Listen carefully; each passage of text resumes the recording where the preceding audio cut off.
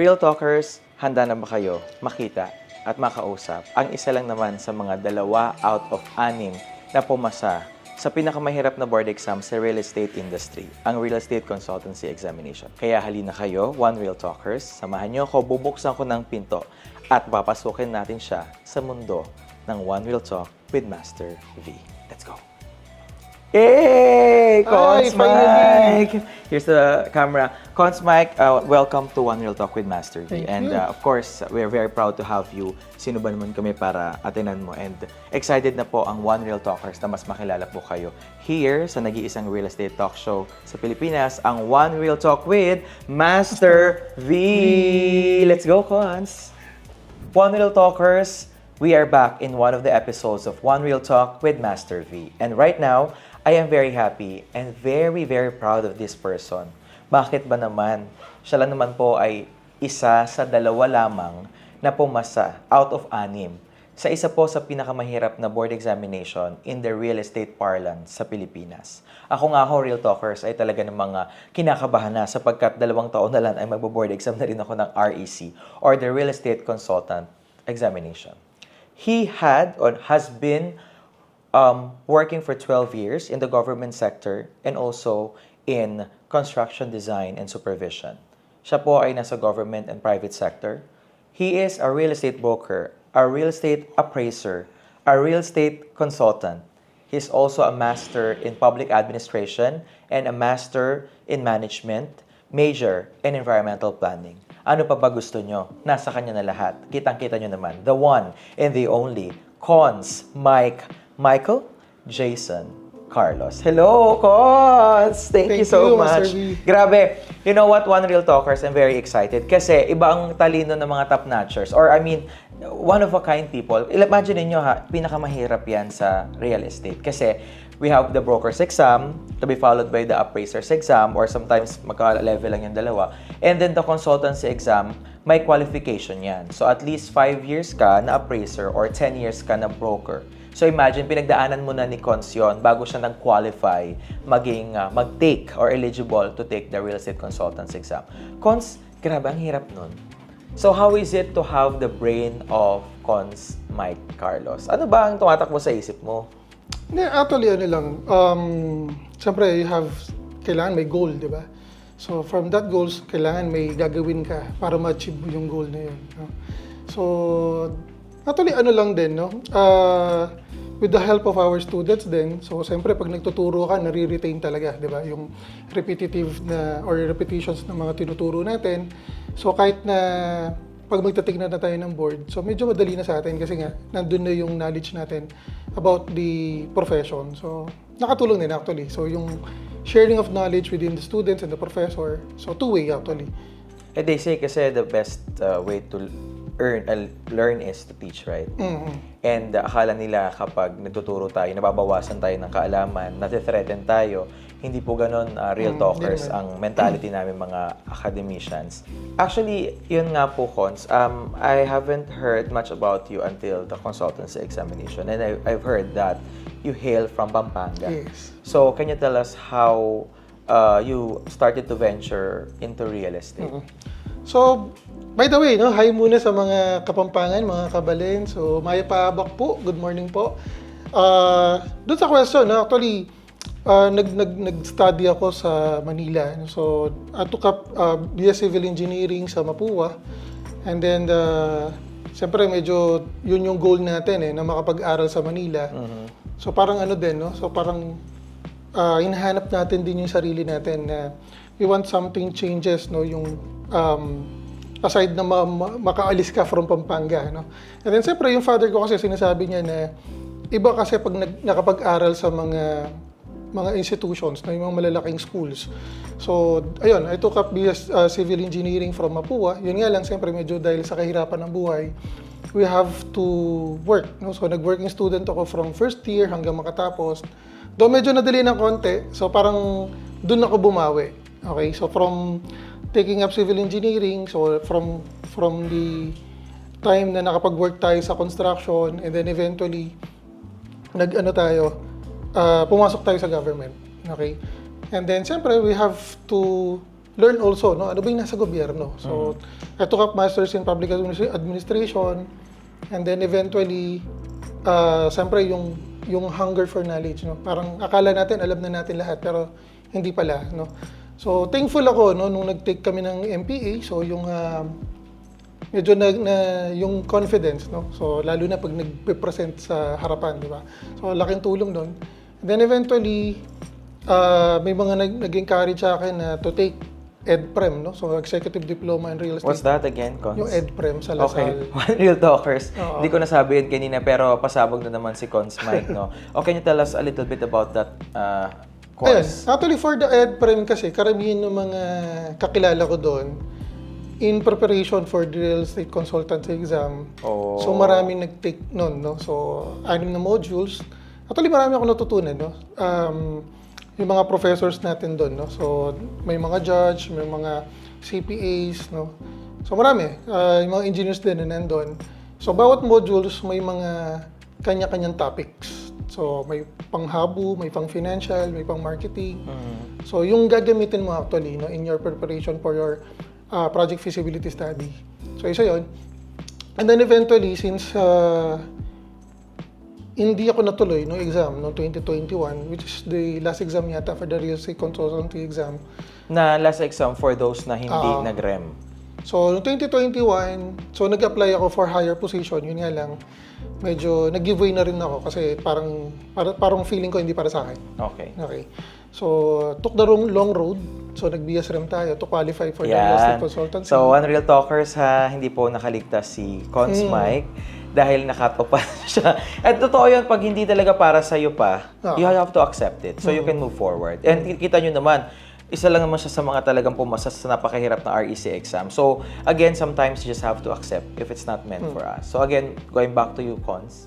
Ayun. So, from that time, so kumbaga parang nandun yung habang nasa academe ka kasi parang feeling mo, kailangan marami ka pang matutunan para mas marami ka pang ma-share. Hunger for knowledge. Yes, no? Non-stop Oo, kasi lalo na pag akala nila alam mo lahat no? So, kumbaga, ayun ang pressure, Cons. Di ba? Parang, Cons Mike yan. Kahit ano itanong natin dyan, alam niya yan. mapipilitan ka magbasa talaga. Oo, para ikaw na lang minsan, teka lang, sapat ba ako? Ano pa bang kulang? Kung ako baka may tanongin sa akin about. Minsan nga, Cons, di ba? Tinatanong tayo, sa ako po pa ba yung tanong na yan? Ba't ako tinatanong mo? Di ba? Oo, pero minsan parang do hindi kasama dun sa topic dahil alam nila na kaya mong Pero sagutin. allied profession Oo. And then, siyempre, dahil din during discussion kasi nakukwento natin yung mga backgrounds natin. So, kumaga, actually, nag-start ako as a working student sa mga different fast food chains, no? So, I'm juggling with aprons to hard hats, no? Grabe. And then, eventually, siguro, nung time na magmamanager na ako sa isang fast food, doon parang yun yung turning point na naisip ko, sayang naman yung more than 5 years, no? Na pag-aaral. So, doon ako nag-decide na lumipat. So, buti na lang may mga fraternity brothers ako from Mapua na mga Kapampangan din. So, they took me in. So, nasa land development. So, nakadalawang land development tayo. And then, eventually, naglipat din tayo ng companies.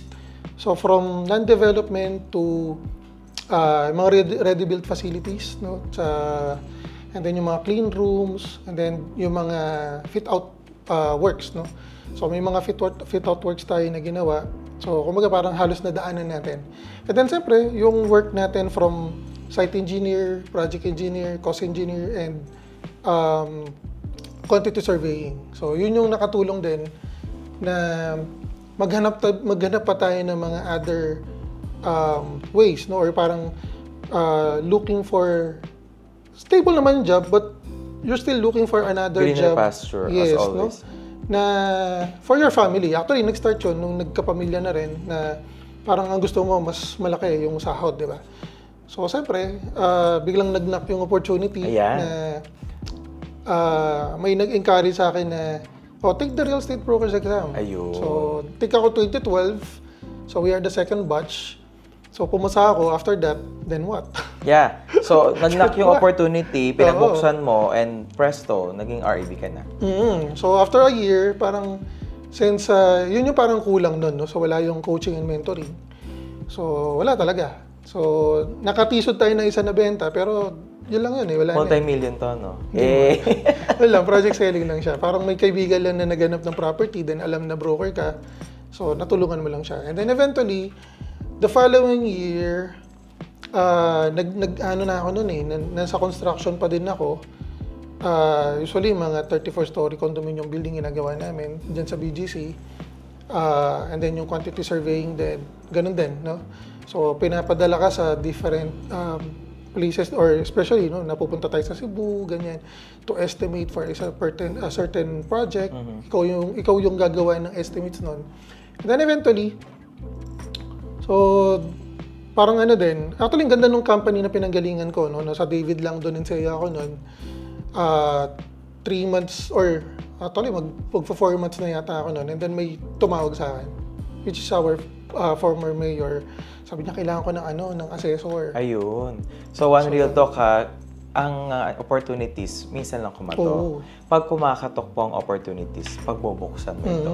Sa pag hindi, baka sa bintana, pumasok, sa ibang pampunta. So, imagine, Konsa, I mean, I can feel your relief from rags to riches. I'm super proud of you.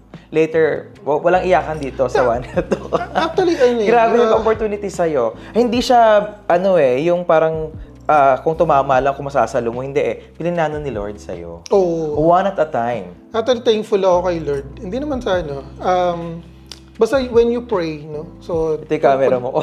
pag talagang pag kasi, alam mo yun, ibibigay sa iyo ni Lord yun para sa iyo, no? So, kumbaga, marami mga obstacles before, no?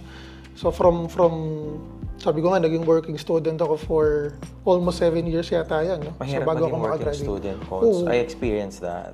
So, kumbaga, parang ito rin yung tumulong sa akin kung ano ko ngayon, actually, no? So, yun yung mga ganun. And then, siyempre, from there, gusto mo rin na mag-payback din. Okay? So, kumbaga, parang especially yung mga mentors natin before, na kung ano yung naitulong nila sa inyo or sa atin, para makarating tayo doon, di ba? So, ganun din naman yung ginagawa ko doon, no? Kumbaga parang as a way of paying back. Nice. So, yung ginagawa natin. Kudos to you, Cons. And of course, we practice pay forward mentality as always. And sino ba naman kasi tayo, Cons, even me, na wala tayong karapatang kalimutan yung nakaraan eh. Kasi sobrang hirap nun at biniyayaan tayo ni Lord now. Nakakaya na kay Lord eh. Pag hindi tayo bumalik tanaw. And speaking of pagbabalik tanaw, Cons, all of us here are very proud of you. Not just me, but the entire nation, the entire real estate community is very proud of you. Putok na putok yung pangalan mo. Kaya sumabay ang One Real Talk with Master V talaga. Ay, pumuputok ang pangalan. Talagang i-interviewin ko na sa One Real Talk with Master V. But anyway, going back, yung hirap ng buhay mo, nag-working student ka, all the pagod, hirap, kayod, pang-iyak mo yan, syempre, over-fatigue and all of those problems na dinala mo, pressure. Tingnan mo naman kung sino ka na ngayon, Cons. Hindi naman. Di ba? Nakakatawa. How proud are you now? And what do you wanna tell to everyone? Being Cons Mike Carlos now, wala ka naman dati. Hindi ka naman ganyan kagaling at kaayos eh. Hindi ko naman pwede sabihin na magaling ako. Basta nandun yung willingness natin to learn, no? So, kumbaga, nasa sa atin yun eh. Kahit naman na sino, di ba? Nandun yung talento natin, di ba? So, importante lang doon kung how we hone our skills, our knowledge. And then, syempre, of course, no, yung ano ba yung may tutulong natin, okay? So, especially now, nasa government tayo, no? So, nung nasa private ako, alam ko naman, no, may mga hindi tayo, pero meron mga things na ayaw natin sa government, di ba? So since nandun ka na sa gobyerno, sa government service, so you're finding something na pwede nating may tulong or something na mabago, no? So yung challenge natin to, in our own little way, meron tayong mabago doon sa sistema. And then of course, no, yung kung ano ba yung may tutulong din natin para mas yung mga clients natin hindi mahirapan. Ayun, very on point. So, One Real Talkers, isang tanong pa lang po yan, ang dami na nating nahugot kay Cons Mike Carlos. Kaya naman na, Cons Mike, handa ka na bang sagutin ang mga katanungan here with One Real Talk with Master V? Handa ka na ba? Kala ko yun na yun. Wala pa yun, Cons. Pero syempre, alam kong handa ka na. Kaya first question, Cons Mike, is what is the real score in the real estate market? Ang dami kasing mga hinuha, ang dami mga speculations. Ano ba talagang katotohanan? Actually, tanong ko to sa last episode, pero you being a consultant, tell us the real score. Doon nasa gobyerno tayo, no? So, since as a consultant, so siyempre dapat alam natin kung ano yung nangyayari, no? Especially sa mga lugar-lugar natin, or not only our place, but in totality. Ano bang nangyayari, or ano ba yung usually, yung mga naririnig natin ngayon, di ba? So, kung titignan natin, yung real estate natin market is very complex, no? So, napaka-importante na, especially tayo as real estate service practitioners, alam natin na ano ba yung, or especially yung mga investments, saan ba papunta? So, we have to follow kung saan papunta yung mga investors natin, saan ba papunta yung money. Okay? And then at the same time, yung mga development, nasan ba? Okay? So usually sinasabi ko nga na as a real estate service practitioners, we shape the community. Nice. Tayo yung idadala ng mga investors. Okay? So importante din na ano ba yung nangyayari in terms of inflation, yung interest rates natin, yung supply and demand, yes, ano nangyayari sa economy natin.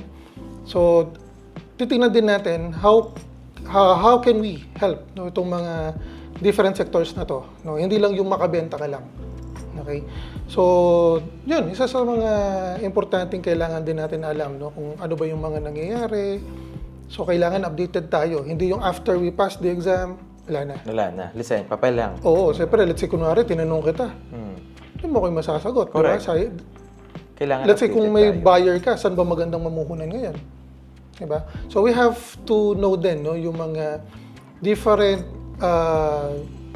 data or details, saan ba yung mga naka-pipeline ng mga developments? Exactly. So, One Real Talkers, Cons Mike was referring to us practitioners being knowledgeable about and updated about things. Kasi we should be knowledgeable as practitioners, not just in the micro level, yung mga entities, mga businesses, but also at the macro level. Employment, interest rates, right? You were referring to earlier, inflation. Those are the things that go hand in hand to shape the community. Going back to the question, ano bang real score? They're saying, Cons, na oversupply the condominiums, right? They're saying na it was the Pogo investors that actually changed the landscape because nag-alisan nga. And another thing, very latest, itong politics. So what's the real score? Combining all of these scenarios, ano ba ang epekto nito sa market natin? Then we have to check also, no, kung saan ba talaga, no? Let's say, sabi nila, no, oversupply daw. Baka sa isang segment lang, baka dito lang sa Metro Manila. Lang, o baka dito lang sa area na to. Pero sa amin, iba sa Pampanga, mas dumadami yung development na puro condo. Ayun. So, depende sa location actually, no? So, it's based on the location. Yes, and then siyempre, yung growth ng isang LGU, saan ba yung naka-proposed na development nila? So, we have to be aligned dun sa mga physical framework plans from the national down to the regional, and then siyempre yung mga plans natin sa mga local government units. Okay, nice. Okay, so Cons, this is the next question. Cons Mike, why urban planning is essential in every nation? Actually, importante ng urban planning, no? So, kumbaga parang, let's say sa isang family, no? Kailangan kung magpapagawa ka ng bahay mo, you have to check muna ano ba yung mga needs, okay? Doon sa isang pamilya, let's say kung it's a four-member family na itong gagawin natin, so ilang bedrooms, okay? Ilang cars ba ilalagay mo diyan? So same thing with urban planning, no? So kumbaga parang ito isa to sa mga napaka-importante na dapat mabigyan ng pansin, no? So especially yung development now, no? So ang daming mga bagong central business districts na nade-develop, no? Yung mga planned unit development natin, yung mga mixed developments natin. So as an LGU or nasa LGU kami, we have to properly prepare yung munisipyo natin in case na gusto nating maging city. Okay? Ang hirap kasi kung medyo, alam mo yun, halo-halo. Yung parang chapsuy siya, na hindi siya well-planned. So, kumbaga, magkakaproblema tayo pag hindi yan naayos, no? So, isa yon, no, actually. And also, kailangan itong mga ginagawa natin mga plano is naka-align, no? So, ano ba yung mga national plans natin? We have to look at that, no? Yung mga physical framework plans natin, down to our regional plans, and yung proposed development of an LGU, okay? So, siyempre, we have to consider also yung ano ba yung mga sustainable developments, no, for different sectors, or yung mga pwede nating i-infuse and para matulungan natin yung mga kababayan natin, no, or yung mga that sector, yung mga vulnerable sectors natin. So aside from that, hindi lang naman puro infra lang, no. So dapat Correct. nandun din yung balance, no? Balance siya in terms of the environment, no? Okay lang naman na magkaroon ng industrial dyan, yun nga lang, hindi natin dapat pinapabayaan yung environment natin. So, yung environment, the health of the mga neighboring communities, no? So, kaya nga sabi ko, we as real estate service practitioners, we shape yung community natin. Hindi naman po pwedeng isang group lang, no? So, kaya nga natutuwa ako na marami ng mga environmental planners or yung mga students taking up MMEP. yes, no? Para at least maraming makatulong, no, to yung di ba yung magkaroon ng change, no? Or we become a catalyst of change, no? Yun yung importante Malalim doon. doon, catalyst for change. Yeah, usually pag mag-environmental planners, Exactly. ganun, di ba? Lumalalim tayo sa MMEP. Yes. So anyway, that's a very good point, Cons, no? So just to highlight yung sinabi niyo po, it's a misconception, one real talkers, na kapag may infrastructure, okay ang plano. So, maganda ang pagpaplano ng community. It's very wrong because hindi porket may infrastructure, okay na. Sabi nga ni Cons, there must be balance, okay? Homeostasis, ecology, environment. And also, is it really adaptable by the people? Diba, we are well-traveled. I know, Cons Mike, we've been to Middle East, we've been to Southeast Asia, we've been to Europe. And nakita ko rin na, okay, etong Italy, talagang, eto yung plano na mag-fit sa kanya. Because based on geography, based on demography, and the people, the lifestyle. A lot of considerations. You know, when you study urban planning, you really have to consider a lot of factors. Data. Data, yeah, definitely. So, well-researched, well-planned, para mo i-implement. Hindi pwedeng mabilisan isang tao lang, tapos porket kilala siya na ganito siya magre-relate tayo sa kanya, no? So, we really work hand in hand. Collaborative dapat ito. Oo. Collaborative planning. Actually, ano talaga, from bottom yung pagpaplano natin. Exactly. So, nandun yung different sectors na ano ba yung mga needs talaga, no? So, Sa kanila manggagaling kung ano yung need. From the data, ano ba yung mga current situation natin ngayon? Ano ba yung mga problems? Ano ba yung mga potentials natin? Ano ba yung mga disadvantage na... Kasi from there, kasi minsan yung mga disadvantages natin, let's say kulang sa housing. So, kung titignan natin, for that LGU, negative ano yun eh. Pero for the investors, magandang opportunity yun. Actually. Kulang nga sa housing, so pwede sila mag-invest. So yung mga tinitingnan natin, aside from the data, yung population natin, dapat hindi yung basta naisip mo lang maglalagay ka ng memorial dam. Hindi yung naisip mo lang maglalagay ka ng industrial. So depende kung ano yung ano ba yung mga nakapropose, ano yung mga nakapipeline ng mga projects from the government. Kaya kailangan yung mga plans natin from the national pababa, no? Let's say, tulad ngayon, nandyan na yung Bulacan Airport. Okay? We're excited for Bulacan Airport. Diba? So, kaya, actually, kami before pa, nung pagpasok ko pa lang sa LGU, as early as 2013, no, nakikita na natin yung mga development. So, ngayon pa lang natin visually na nakikita. 12 years pero ago. matagal na naka-pipeline yan. No? Yung Bataan Cavite link, actually matagal na yan. Okay? So, kumbaga, ngayon lang talaga medyo maingay, no? Like yung mga railway Tandaan natin. na natin yun, di ba? From Tutuban to Clark, no? So, yung mga ganyan, no? So, makita natin yung development nasa Central Luzon. Okay? So, mga investors nandyan. Ang tanong doon, nasan tayo? Yun. So, hamon po ni Cons Mike sa ating mga practitioners.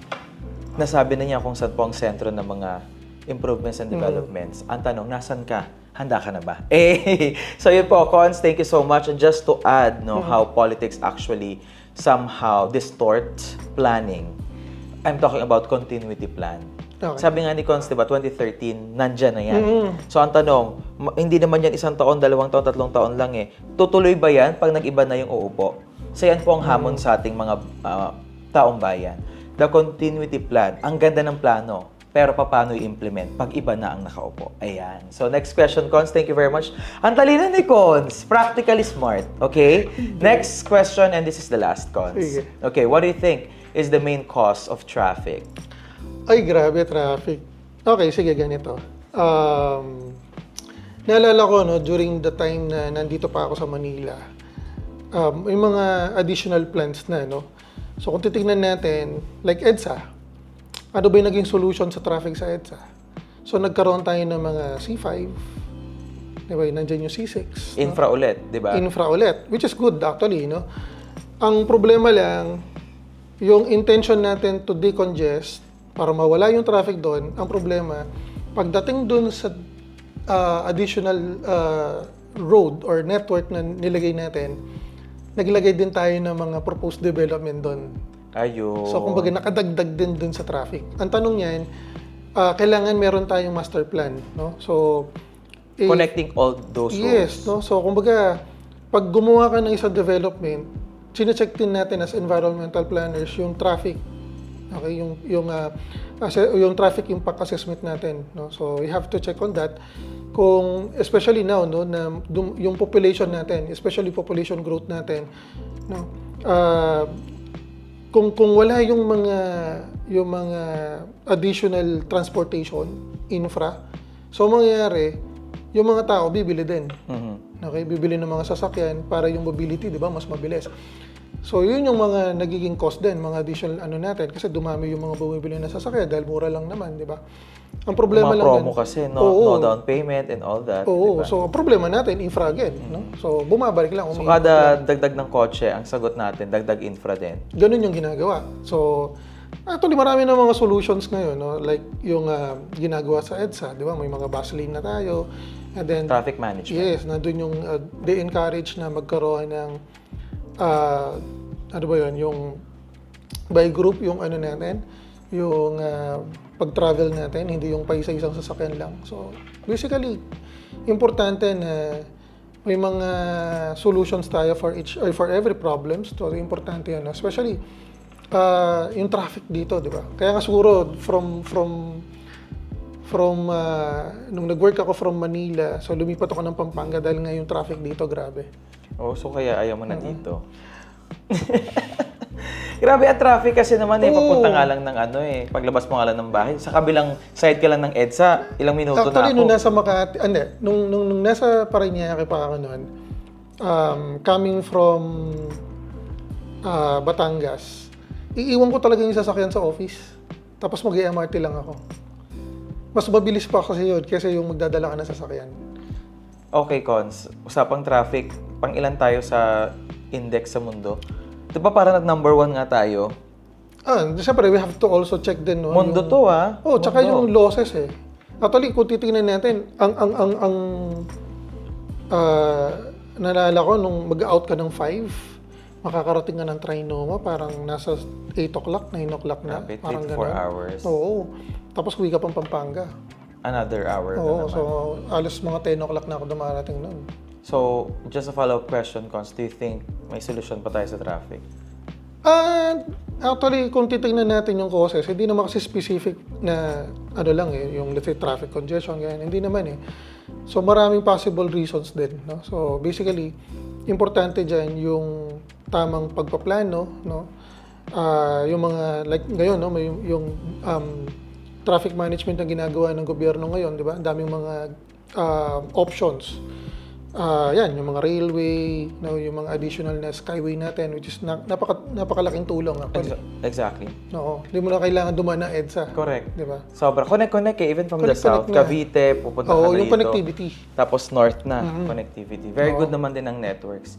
So, Cons, do you think as a consultant and as a well-exposed person in government, sino-sino ba ang mga professionals na dapat magsama-sama para ayusin itong master plan na to? Kasi naniniwala ko na it doesn't mean na it works for Baguio, it will also work in Manila.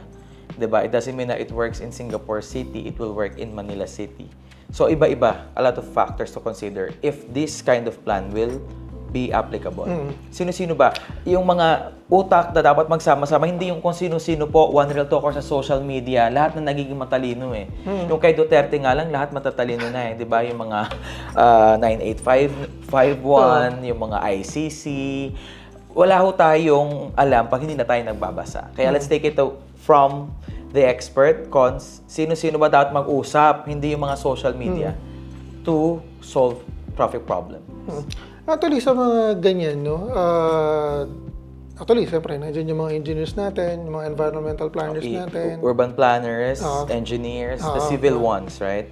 The civil Kasama engineers. din naman yung mga architects doon. No? Architects. So, actually, lahat ng mga allied professions. No? So, naalala ko nga yung property manager namin before. No? So, sabi niya, if you present a problem without any solution, then you are the problem. Oh, eh. So, kailangan, alam mo yung problema, dapat at least man lang may suggested solution ka. No? Hindi naman, though, not necessarily na kailangan technical ka. No? So, kumbaga, naalala ko yung father ko, sabi niya, yung tubig, sabi niya, never na tatakbo yan dun sa sunrise. Laging dun kung saan lulubog. Which is sunset, which is the Manila Bay. Ayun. So, yung takbo ng tubig, hindi yung pabaliktad. Dapat palabas. Yung utak lang So, ng minsan, mga hindi politiko naman- ang baliktad kasi. Ay, sorry po, one real talk po pala ito. So, yeah, yun. No? Basically, kasi minsan, kailangan din ng common sense minsan. Di ba? Yung mga ganun. So do you think with the politics that we have, the kind of politics that we have here, we cannot solve this problem? Kasi implementers sila eh. For example, sa LGU, dapat open-minded sila, dapat nakikinig sila sa mga experts. Hindi naman sila expert dyan eh. Nandun naman yung nandun naman yung naniniwala pa rin tayo na meron pa rin makikinig. Actually, no? Marami na pa naman tayong leaders na Ang ganda nun sinabi mo, ano, na naniniwala tayong may makikinig. Oo. Na hindi dapat tayo mapagod. Di ba dito nga, di ba? Na-i-implement. Bakit sa ibang LGU, hindi, di ba? So actually, yung mga leaders natin, with the support of the constituents, no, yung mga departments natin, so siyempre, maganda na meron tayong mga magagandang proposals, no? Kasi minsan, ano yan more on the corporate kasi yung yung kaya nga tinawag natin silang local chief executive more on corporate kasi yan executive, no? So napaka-importante na bumaba tayo, no? Nandun yung authentic leadership natin. Importante 'yon, no? And then siyempre, aside from that, nandun yung pagiging leader natin kailangan supported by data, supported by Laws. yung mga ano ba yung magiging effect dun sa mga constituents natin sa baba. Kung paalisin mo sila, okay, ano ba yung mga pwedeng ibigay natin sa kanila para magkaroon ng sustainability in terms of, kasi kung ililipat mo lang sila doon, wala naman sila mapagtatrabuhan, wala naman may bibigay na trabaho, parang ganun din, babalik pa rin sila sa urban areas. Correct. So, dapat may puso talaga sila, Cons. Hindi ba pwede na laging kami na baka lang, isipin natin sila. So, huwag natin kalimutan na sa isa sa mga, hindi ko talaga makakalimutan sinabi ni Cons, hanggat may nakikinig, patuloy kang magsalita. So thank you so much, Cons, for that. Anyway, your last note to the real estate world. Being a broker, appraiser, consultant, and soon to be ENP at kung ano-ano pa. So, ongoing pa lang PhD ni Cons, by the way. Let's pray for him. Cons, the camera is yours. Your message to the real estate industry. Okay. So again, so thank you very much for the opportunity. Actually, Likewise, so I'm honored actually, na Yay, thank nandito you. tayo. I'm also honored. And siyempre, first time ko actually, no. Gwapo naman po kayo sa camera. Kasi sabi nga nila eh.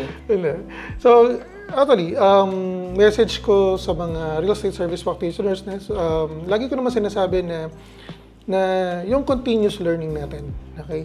Actually, kada gising natin, we nandun yung dreams natin. Okay? Hindi mawawala yan. And then, siyempre, kahit naman sabihin natin nag-retire na tayo, sinasabi ko din no, na yung habang buhay tayo, no, do laging parang gasgas na may pag-asa ganun. Pero yun yung time na pwede pa rin tayong mangarap. Kahit pa paano, hindi naman yung paggising natin okay na, no? So, sabi nga nung mayor nyo dito, di ba?